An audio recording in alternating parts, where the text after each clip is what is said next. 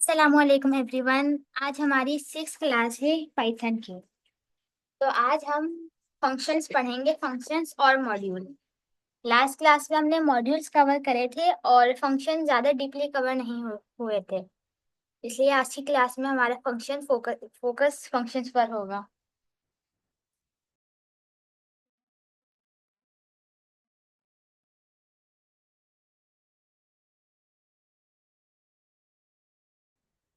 Functions यहाँ पे दो तरह के होते हैं। एक तो होते हैं जैसे pre defined functions, built in functions,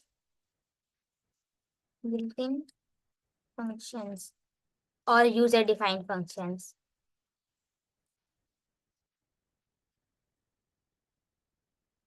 अच्छा, बिल्ट इन फंक्शन कौन से होते हैं? जैसे हमने बिल्कुल फर्स्ट क्लास से पढ़ते आ रहे हैं, जैसे प्रिंट का फंक्शन। ये हमने प्रिंट का कीवर्ड लिखा, फंक्शन का नेम यानी, उसके बाद ये राउंड ब्रैकेट, और उसके अंदर हमने दे दिया स्ट्रिंग दे देते हैं, या कोई भी ऑब्जेक्ट, नंबर या फ्लोट या बूलियन की वैल्यू या लिस्ट, जो भी हम प्रिंट कराना चाहें, तो इसको हम कहेंगे आर्ग्यूमेंट।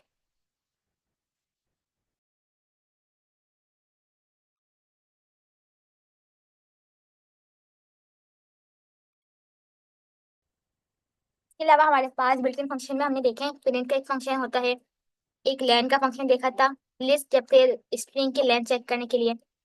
इसी तरह से एक डिस्प्ले का फंक्शन भी हमने पढ़ा है, डिस्प्ले का फंक्शन हमने पढ़ा है, और एग्जीक्यूट, EXEC, ये भी अभी हम देखेंगे। और भी बहुत सारे फंक्शन होते हैं, जैसे map, filter, ORD, character, function, जो पाइथन ने हमें बने बनाए मिलते हैं पाइथन में।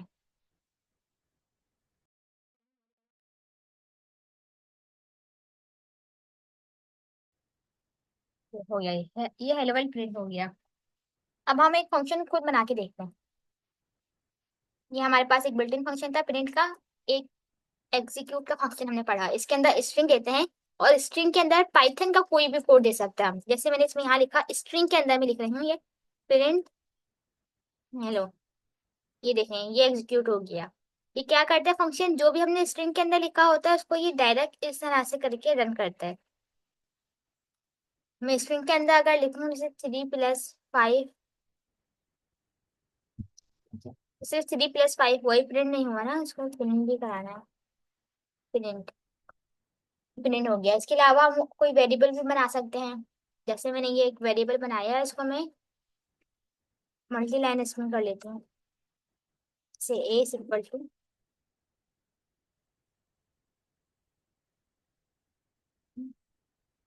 और प्रिंट ए। ये देखें, जो ए के अंदर ये नेम की मैंने स्ट्रिंग की थी, प्रिंट हो गई। अच्छा, ये फंक्शन जैसे कहाँ काम आता है, हमने अक्सर देखा है कि हम जैसे किसी वेब ब्राउजर है, वहां पर हमने जाके एक टाइम लिखना, उसके बाद हम रन करते हैं तो वो कोड चल जाता है। जबकि वो होता है तो स्ट्रिंग है, तो यहाँ पे इस तरह से स्ट्रिंग को हम इनपुट लेकर इस एग्जीक्यूट के फंक्शन में पास कर सकते हैं, और ये इसको एग्जीक्यूट कर देगा एग्जाम।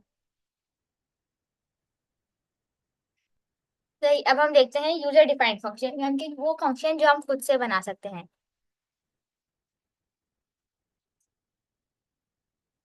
उसके लिए हमें पहले फंक्शन का सिंटैक्स समझना पड़ेगा।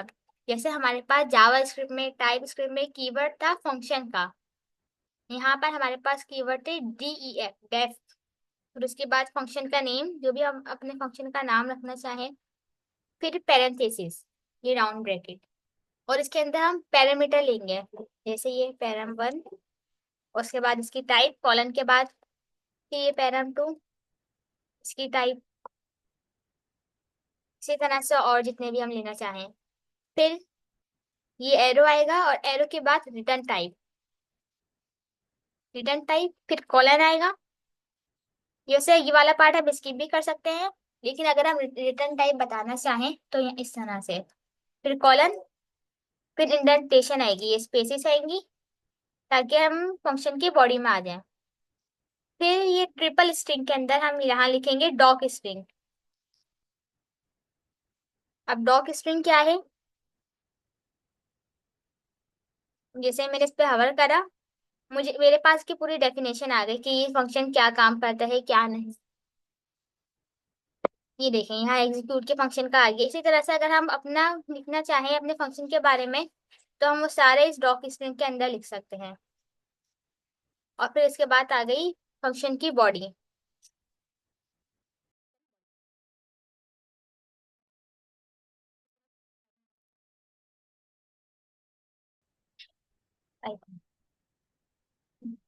इस तरह से अब इसी सिंटैक्स को हम फॉलो करते हुए फंक्शन बनाते हैं जो टू नंबर्स ऐड करेगा। जैसे मैंने बनाया फंक्शन डेव, कीवर्ड लिखा मैंने डेव का, फिर मैंने अपने फंक्शन का नाम लिखा ऐड, फिर मैंने ये पैरेंथेसिस दिए, फिर मैंने वेरिएबल यानी कि पैरामीटर का नाम दिया। ये वेरिएबल हम एक तरह से कंसीडर कर सकते हैं क्योंकि जिसके अंदर भी वैल्यू स्टोर नहीं हुई है, हमने ये बता दिया कि इस वेरिएबल के साथ काम क्या करना है। जब हम फंक्शन कॉल करेंगे तब हम इसकी वैल्यू पास करेंगे। num1 इसकी टाइप होगी फ्लोट, फिर num2 इसकी टाइप होगी फ्लोट। अभी फंक्शन क्या रिटर्न करेगा? ये रिटर्न करेगा फ्लोट। फिर मैंने ये कॉलन लगाया, ये कॉलन लगाना है इंपॉर्टेंट है बहुत। फिर ये देखिए इंडेंटेशन आ गई। उसके बाद मैंने इसको रिटर्न करवा दिया, रिटर्न num1 प्लस num2। सही, ये हमने अपना फंक्शन बना लिया। अब फंक्शन बनाने के बाद इसको मैं यूज केस कैसे करूँ? जिस तरह से हम स्टार्टिंग से प्रिंट का फंक्शन, लेन का, आईडी, डिस्प्ले, सारे फंक्शन हम यूज करते आ रहे हैं कि पहले फंक्शन का नाम, फिर ये राउंड ब्रैकेट और उसके अंदर ये आर्ग्यूमेंट पास करते हैं हम। तो यहाँ पैरामीटर रिसीव हो रहा है, यहाँ पैरामीटर रिसीव हो रहा है और यहाँ पर आर्ग्यूमेंट पास करेंगे। ऐड num1 हमने दिया ये 5 और ये num2 3। ये कहलाएगा आर्ग्यूमेंट्स। ये 8 आ गया हमारे पास। ये हमने अपना फर्स्ट फंक्शन बना लिया। अच्छा, अब मैं इस पे हवा करूँ तो ये सिंपल मुझे बता रहा है कि हमें num1 का वेरिएबल चाहिए, एक num2 का वेरिएबल चाहिए जिसकी टाइप होगी फ्लोट, और ये रिटर्न करेगा फ्लोट। अब यहाँ पर मैं डॉग स्ट्रिंग भी लिखती हूँ, एक ऐड टू नंबर्स।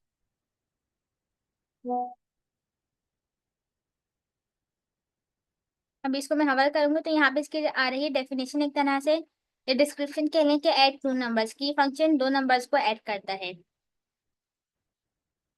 अच्छा, ये हमने पढ़ा। इसको हम मल्टीपल जगह भी यूज कर सकते हैं। और हम अब देखते हैं रिक्वायर्ड पैरामीटर्स। इसी को कॉपी करके पेस्ट करते हैं। ये जो हमने देखा ये थे रिक्वायर्ड पैरामीटर के, ये पैरामीटर चाहिए ही चाहिए। अगर मैं ये नहीं दूं तो ये एरर आ जाएगा, missing argument missing for parameter num2, कि हमने इसकी वैल्यू नहीं दी। जो num2 है इसकी वैल्यू नहीं दी हमने। अगर मैं चाहूँ कि इसको ऑप्शनल करना तो मैं इसकी वैल्यू डिफॉल्ट सेट कर सकती हूँ, जैसे मैंने 0 सेट कर दी इसकी वैल्यू। अब ये एरर नहीं आ रहा क्योंकि इसकी वैल्यू डिफॉल्ट 0 हो जाएगी। इसको प्रिंट भी कराते हैं, प्रिंट num1 और ये num2। इसको भी प्रिंट करा लेती हूँ क्योंकि इसको अब हम दो लाइनें ब्रेक करेंगे। एक जगह मैंने सिर्फ एक आर्ग्यूमेंट दिया है और दूसरी जगह मैं इसमें दो दे रहे हैं। एक मिनट, इसको एफ स्ट्रिंग में लिखते हैं ताकि हमें क्लियर हो। num1 वैल्यू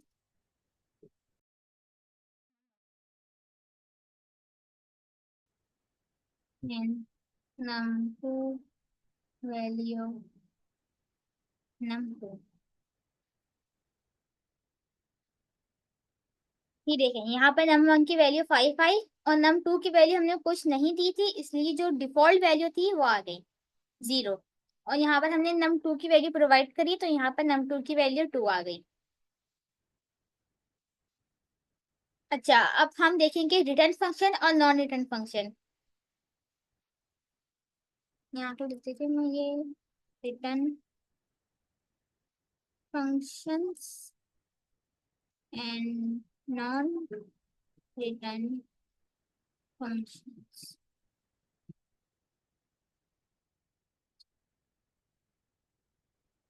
मार्कडाउन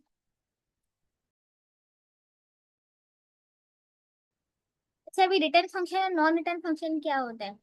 जैसे मैंने प्रिंट का फंक्शन है एक, मैंने प्रिंट कराया है, प्रिंट हेलो वर्ल्ड। अभी इस फंक्शन का काम क्या है कि ये हेलो वर्ल्ड प्रिंट करता है। अगर मैं इसको किसी वेरिएबल के अंदर स्टोर करूं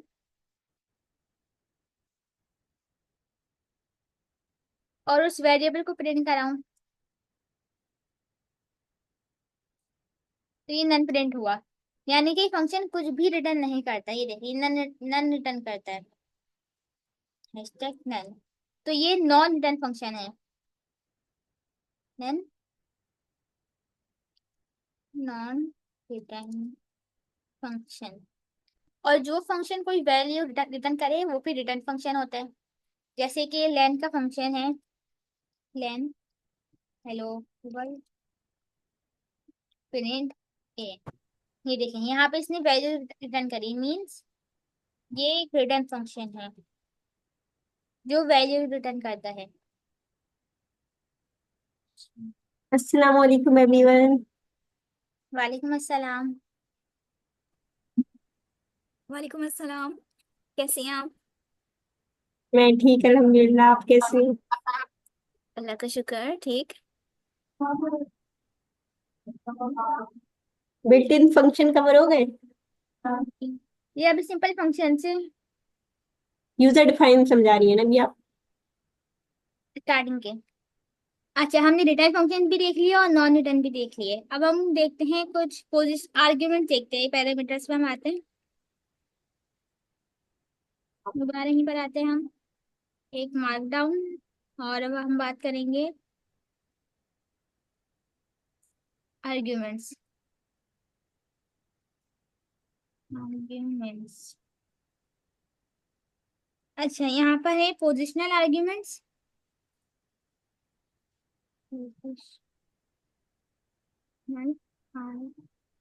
आर्ग्यूमेंट्स एक एक करके हम पहले देखते जाते हैं।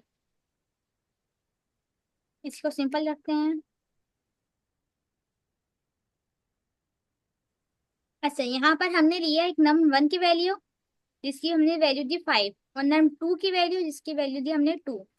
अब इसको अगर मैं प्रिंट करूँ तो यहाँ पर आ रही है कि num1 की वैल्यू है 5 और num2 की वैल्यू है 2। सही। तो ये इसकी फिक्स पोजीशन है कि अगर मैंने फर्स्ट पोजीशन भी दिया है कोई आर्ग्यूमेंट, तो फर्स्ट पोजीशन के पैरामीटर में जाके सेव होगा और सेकंड वाला सेकंड पैरामीटर में सेव होगा। अब मैं इसी को कॉपी करके पेस्ट करती हूँ। अब हम देखेंगे keyword arguments. Word arguments.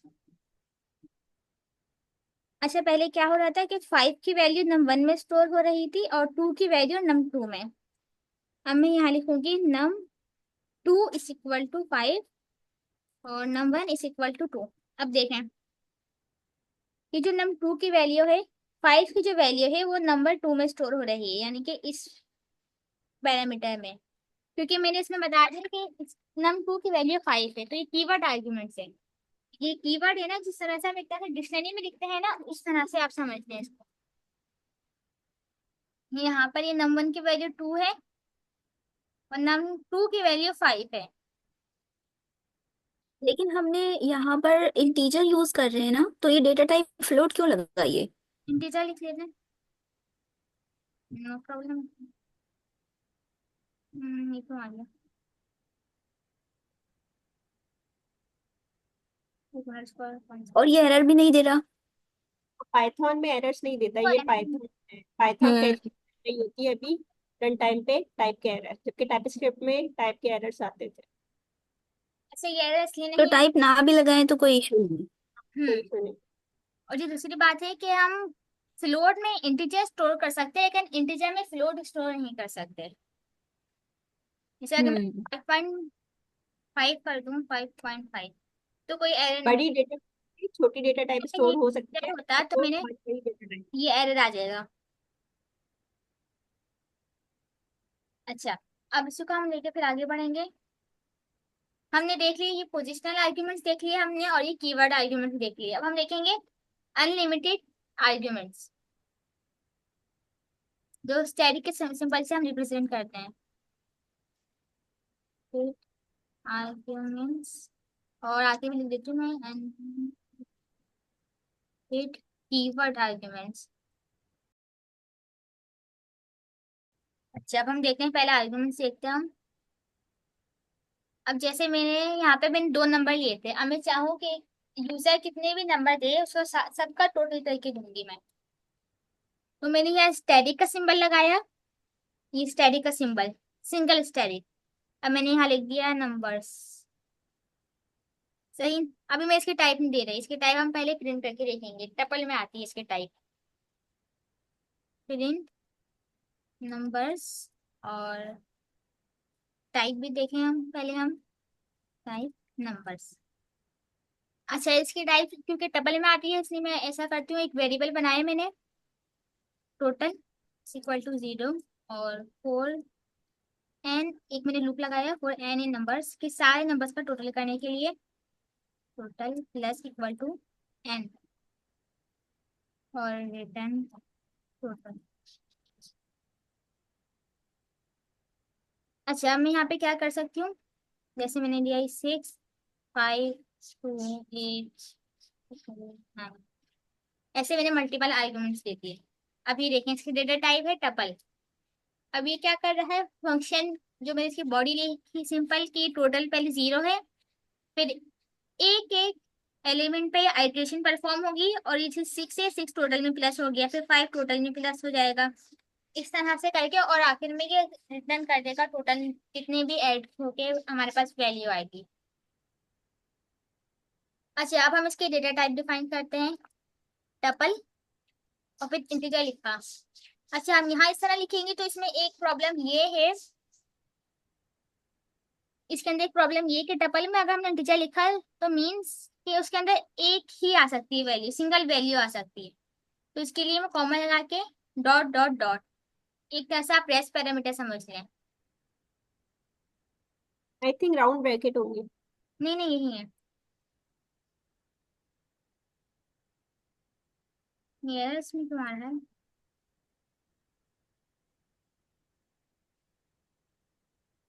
Numbers की टाइप सही तो दी है,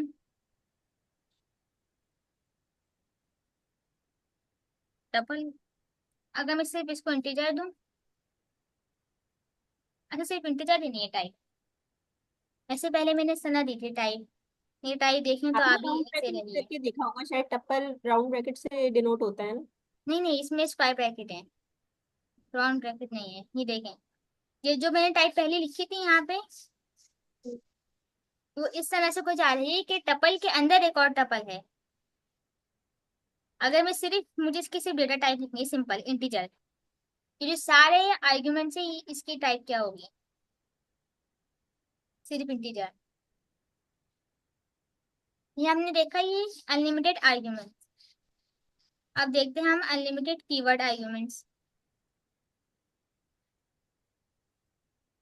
उसको हम रिप्रेजेंट करेंगे डबल स्टैटिक से, कीवर्ड्स आर्ग्यूमेंट्स, कीवर्ड आर्ग्यूमेंट्स, इस तरह से ही है।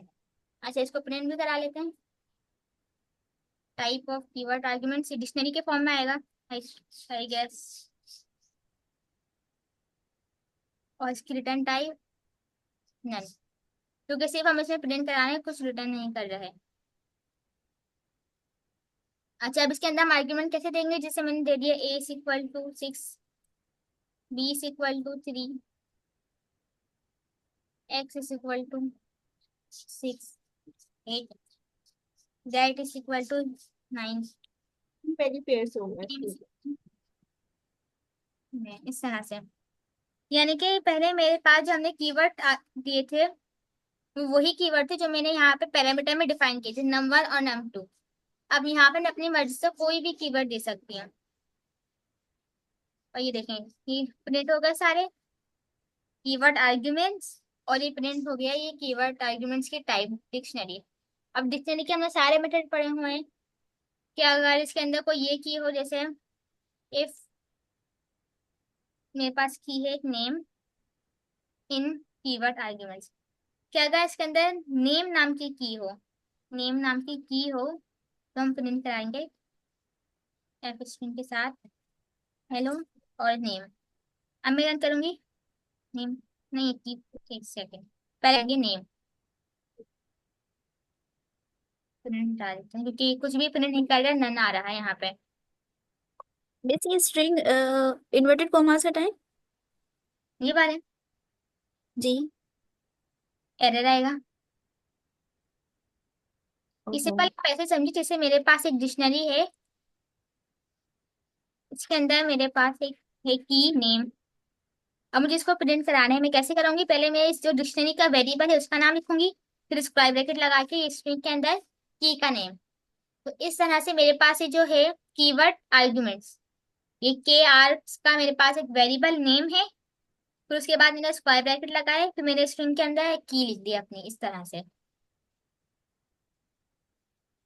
अगर मैं ये नेम की ना दूं तो ये प्रिंट नहीं होगा। तो मैंने एक तरह से ये चेक करा है कि अगर कीवर्ड आर्ग्यूमेंट्स के अंदर ये नेम की हो तो ही ये वाली लॉजिक चलाओ, वरना नहीं। इसके आगे जो भी मैंने पूरा कोड लिखा होगा।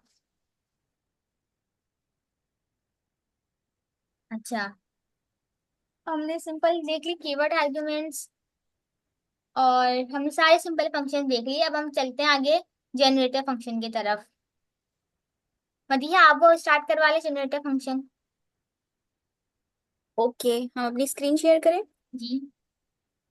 अच्छा, गूगल कॉलैब पर काम करें या फिर अ, किसी पे भी कर ले। हमारी स्क्रीन शेयर हो रही है। अभी तक तो शो नहीं हुई। या मैं स्टार्ट करूँ? हम जनरेटर फंक्शन करवा देते मुनीबा, और इनर फंक्शन फिर आप कर लीजिएगा, ठीक है। वैसे हमारी करवा। स्क्रीन क्यों नहीं शेयर हो रही? अब हो रही है। ओके। जनरेटर फंक्शंस हमारे पास वो होते हैं, इस तरह से काम करते हैं कि वो एक वक्त में एक ही वैल्यू रिटर्न करते हैं। और इसमें हम यील्ड का कीवर्ड यूज करते हैं। जैसे हमारे पास जो सर्जिया की रेपो है, उसमें ही ये डेफिनेशन लिखी हुई है जनरेटर फंक्शन की। इसमें क्या होता है, जनरेटर फंक्शन ये इस तरह से काम करता है कि जब एक जनरेटर फंक्शन कॉल होता है तो ये एक बार में सारी वैल्यूज को रिटर्न नहीं करता, बल्कि जिस वैल्यू को हमें जिस वक्त पे ज़रूरत होती है ना, बस ये सिर्फ उसी उसी वैल्यू को कॉल करता है। तो इसमें इसके सारे कीवर्ड्स भी लिखे हुए हैं। और इसमें क्या क्या होता है, मतलब जब जिस चीज़ की हमें ज़रूरत होगी ये बस उसे ही कॉल करेगा। तो हम यहाँ पर इसका एक कोड बनाकर देखते हैं अपना।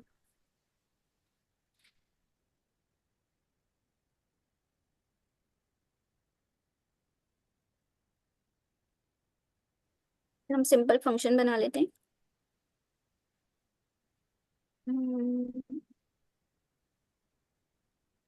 सिंपल जनरेटर को कॉल करते हैं, ठीक है। अब अगर हमने ये एक फंक्शन बनाया तो यील्ड जो है वो इसका कीवर्ड होता है।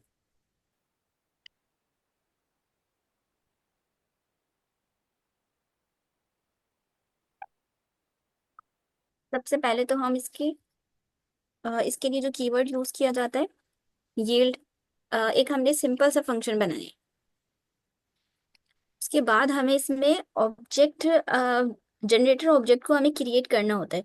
अब हम जनरेटर ऑब्जेक्ट को किस तरह से क्रिएट करते हैं, हम बनाएंगे gen, sorry, gen is equal to simple आपके अंदर नहीं है, जनरेटर। इंडेंटेशन रिमूव करें। ओके, नहीं हुआ इसमें बहुत, वैसे ही हुआ है ना, देखें। नहीं यार, फंक्शन के अंदर है ना, ये जो इंडेंटेशन है ये रिमूव करें। स्पेस हटा दे जनरेटिव से पीछे पहले। सेकंड। जेन कीवर्ड से पहले जो स्पेस है ना उसे रिमूव कर दे। अभी भी है। एक स्पेस और है। हम्म। हो गया, ठीक है। अब हमने इसका ये जो एक जनरेटर ऑब्जेक्ट होता है उसे हमने क्रिएट करना होता है यहाँ पर। उसके बाद हम इसे प्रिंट करेंगे, प्रिंट, और प्रिंट हम इसे नेक्स्ट में करते हैं, नेक्स्ट जेन, ठीक है। तो ये इस तरीके से वर्क करता है कि जब हम इसे एक बार कॉल करेंगे तो ये एक बार रन करेंगे तो ये एक बार ही रन होगा, और फिर जब हम इसे सेकंड कराइएगा, टाइम रन करेंगे। ये जो हमने वेरिएबल स्टोर करा है जैन का, इसको प्रिंट कराइएगा। ओके, फिर से रन करें। नहीं, आप ये कह रही हैं फिर रन करें? नेक्स्ट के फंक्शन के बगैर सिर्फ जैन का वेरिएबल। ओके। ये एरर। देखिए ऐसा आता है। ये एरर नहीं अच्छा, है, ये ऑब्जेक्ट बता रहा स्टेटस टाइप है। हमारे पास है। में पाइथन में बना बनाया फंक्शन है जनरेटर फंक्शन। जनरेटर फंक्शन, ये हमने इसका ऑब्जेक्ट बनाया है ना जैन नाम से। नहीं, ये वाला जनरेटर फंक्शन ऑब्जेक्ट। तो, ये फंक्शन तो हमने बनाया है सिंपल जनरेटर। पाइथन में हमारे जी, पास कोई बिल्ट इन फंक्शन है ऐसा जो जनरेट करता हो? I think no. रेंज का फंक्शन है ना, किसका? रेंज। ट्राई करें रेंज के बिल्ट फंक्शन। इन फंक्शन में तो प्रिंट और वो है ना, प्रिंट और इनपुट। जी, बिल्ट इन फंक्शन में हमारे पास बहुत सारे फंक्शन हैं, लेकिन जो हमारे पास रेंज का बिल्ट इन फंक्शन है ना, वो एक जनरेटर फंक्शन है।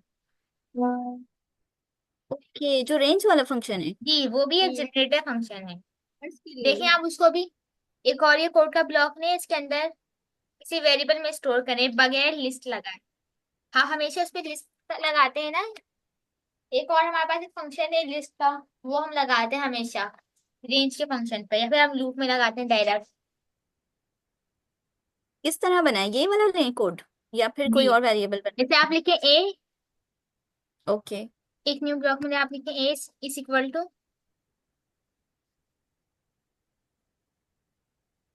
Range, range 10। ये अब इसको प्रिंट करें, प्रिंट करें, print A. Okay okay, print नहीं किया ना, टैप नहीं किया था। तो वो रेंज 10 लिखा हुआ आ ये जाएगी। देखें इस तरह से आ जाएगा रेंज 10। अब इसके ऊपर आप नेक्स्ट का फंक्शन लगाएं।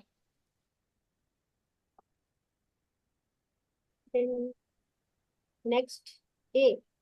जी, नेक्स्ट। नेक्स्ट ए। जी, एरर, क्योंकि हमने तो यहाँ पर वो नहीं बनाया ना, जनरेटर ऑब्जेक्ट कहाँ बनाया हमने। नहीं, रेंज भी जनरेटर फंक्शन है, मैंने ट्राई करा था ये। हम्म। क्योंकि हम इस पे लिस्ट का फंक्शन लगाते हैं ना। आप भी इसके ऊपर भी जो सिंपल जनरेटर फंक्शन है इस पे भी आप लिस्ट लगाएं तो ये सारी वैल्यू लिस्ट में स्टोर हो जाएंगी। हाँ, लेकिन ये मीन्स बहुत ज्यादा कॉम्प्लिकेटेड हो रहा है, क्योंकि ये ये रेंज हम्म। नहीं, ये रेंज ये भी। रेंज जो जनरेटर है। देखिए जनरेटर फंक्शन कुछ इस तरह से होता है कि वो एक ही टाइम पे मेमोरी कंज्यूम नहीं करता। वो एक एक वैल्यू का हाँ, इस्तेमाल करता है। फिर हम उसको जैसे अगर जी। हम फिल्टर आउट करना चाहें जिससे हमें सिर्फ इवन नंबर चाहिए, तो हम चेक करेंगे पहले कि वो इवन नंबर है या नहीं। अगर है तो हम उसको मेमोरी में सेव कर लेंगे, वरना वहीं से रिमूव कर देंगे। अगर हम ऐसा ना करें, जनरेटर फंक्शन ना हो, हम्म। तो हमें पहले पूरी एक लिस्ट बनानी होगी, उसके बाद पहले लिस्ट मेमोरी में सेव होगी, फिर उस पर फंक्शन लगेगा कोई भी ऐसे इवन नंबर चेक करने का है सिंपल। अच्छा, ये इस तरह से कॉल नहीं हो रहा ना जैसे हम इसे कॉल कर रहे हैं। जी, ऐसे कॉल नहीं हो रहा है। अब अगर हम इसे इस तरह यहाँ पर कॉल करते हैं तो ये एक बार ही कॉल होगा, ठीक है। ये देखें, फर्स्ट वाला ही कॉल कर रहा है ये। सेकंड वाले को कॉल करने के लिए हमें फिर से यही लिखना होगा, नेक्स्ट चेन। ठीक है, अब ये सेकंड वाला कॉल करेगा, देखें। और थर्ड वाले को कॉल करने के लिए हमें फिर से लिखना होगा, क्योंकि ये एक टाइम में बस एक ही प्रिंट करेगा, ये सब कुछ एक साथ प्रिंट नहीं करता।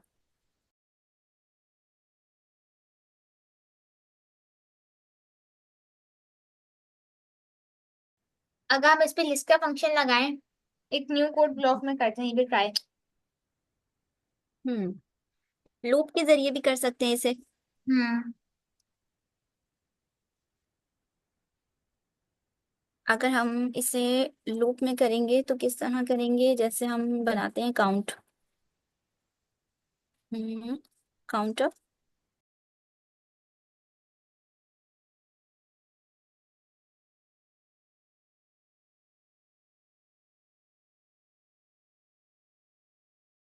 देन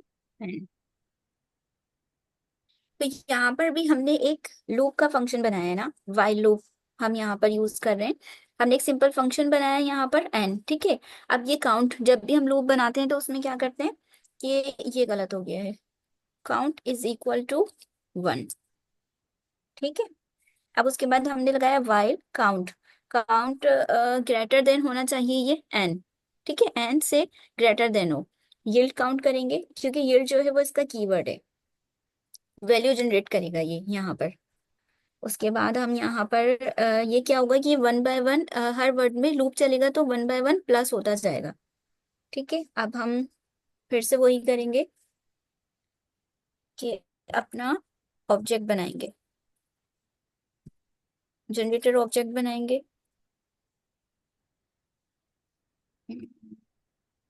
ओके, काउंट अप 5 कर लेते हैं इसे, और हम इसे प्रिंट करवाते हैं पहले। तो ये क्या आएगा, ये आपने नो, फिर इसी के अंदर कर लिया, इंडेंटेशन हटाए यस, स्पेसिस। ऊपर वाला, क्योंकि हमने इंटर प्लस इंटर प्रेस किया था। अब इसको पहले हम प्रिंट करके देखते हैं, 1 1 ही है, ठीक है। अच्छा, अब अगर हम यहाँ पर इस तरह करना चाहें कि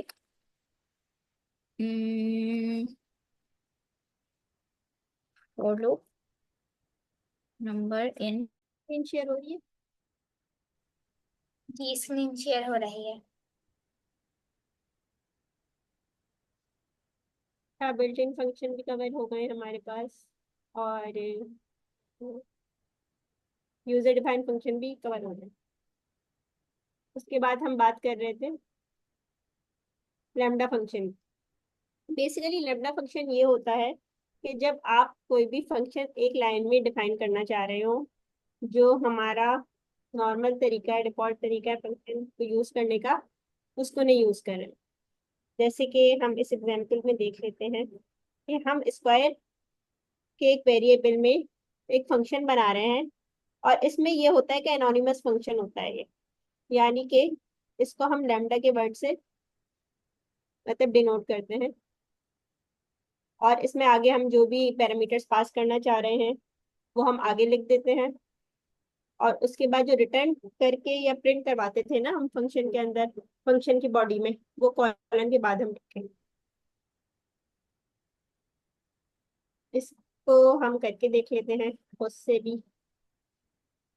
फॉर एग्जाम्पल दोबारा मैं ले लेती हूँ, एक मल्टीप्लाई का ले लेती हूँ। मल्टीप्लाई अगर हम करना चाह रहे हैं, हम मल्टीप्लाई का एक वेरिएबल बनाते हैं, और इसमें हम लैम्डा फंक्शन स्टोर करवाते हैं, एक लाइन वाला फंक्शन।